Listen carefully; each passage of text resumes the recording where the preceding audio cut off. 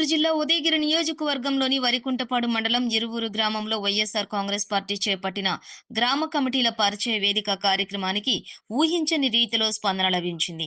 ఈ కార్యక్రమానికి వేల సంఖ్యలో వైఎస్ఆర్ కాంగ్రెస్ పార్టీ కార్యకర్తలు, అభిమానులు, నాయకులు తరలి రావటం విశేషం.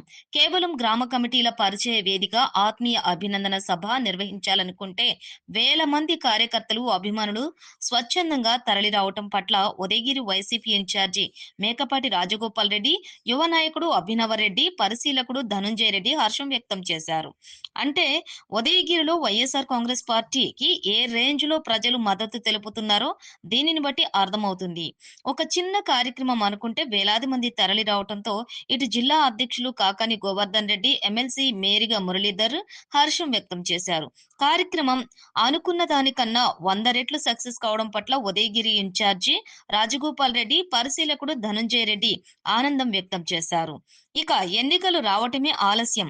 ఉదయగిరిలో 1,00,000 మెజారిటీకి పైగా వైసీపీ అభ్యర్థి రాజగోపాల్ రెడ్డి విజయ ఢంకా మోగించడం ఖాయమని జోరుగా ప్రచారం జరుగుతుంది.